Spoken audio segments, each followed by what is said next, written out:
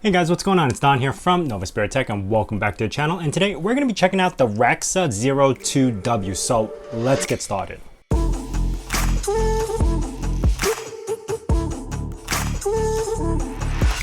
Now I'm not sure if I'm pronouncing it correctly, but it's Radxa, and this is their Zero 2W board variant. Very similar to the Raspberry Pi Zero 2. But it's got a lot of improvements on top of that. Now, comparatively, this is a little bit bigger than the Raspberry Pi 2. So if you got cases for the Raspberry Pi 2 or the Raspberry Pi Zero itself, it won't be the same. So if you compare this and I put the Zero 2 on top of that, you could see it's like about 5 millimeters bigger than the Raspberry Pi Zero 2. So it's slightly bigger than that version, but it does pack a lot into this.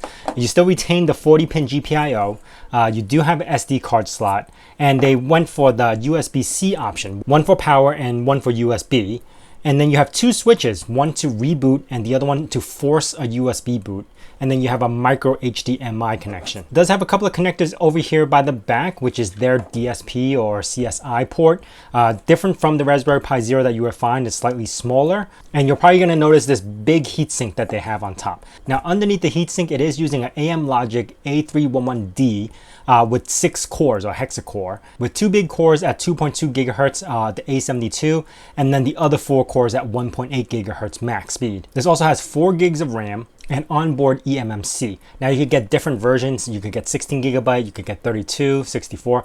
The one I'm using is 32 gigabytes. Now you can boot from your SD card or boot from the eMMC. Initially, when I first got this, I did have to boot from the SD card and then transfer the data over to the eMMC so I could get it to boot from the eMMC. Now there are 4 different operating systems that you could choose from right now, which is their Debian and their Ubuntu. It's still in beta, so you get that from the main website.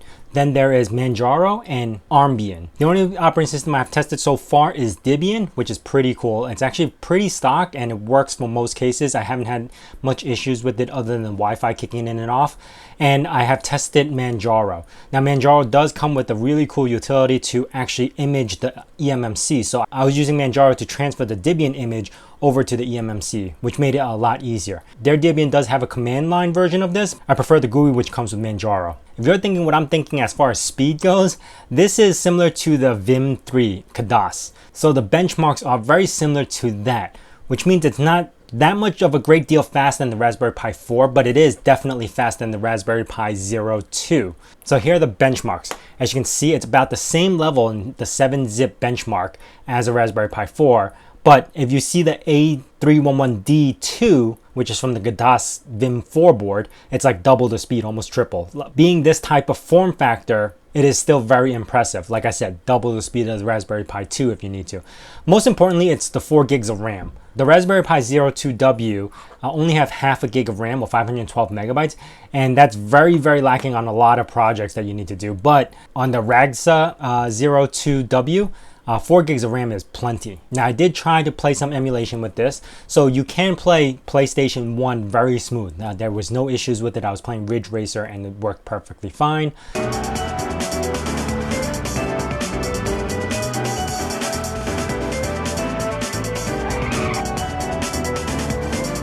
And when I tried to play PlayStation 2, you could see it's lacking in that part. It does load, everything runs, but it's very, very slow.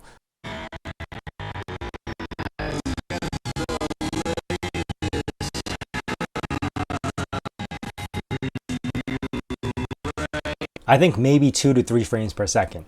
Due to the fact that everything is still in beta, I wasn't able to get all the drivers to work, so that might be a possibility why it's so slow. But I believe that this, with the Mali 52 GPU, it should perform a little bit better on the PlayStation 2 version. As far as power draw, I'm going to show you right now.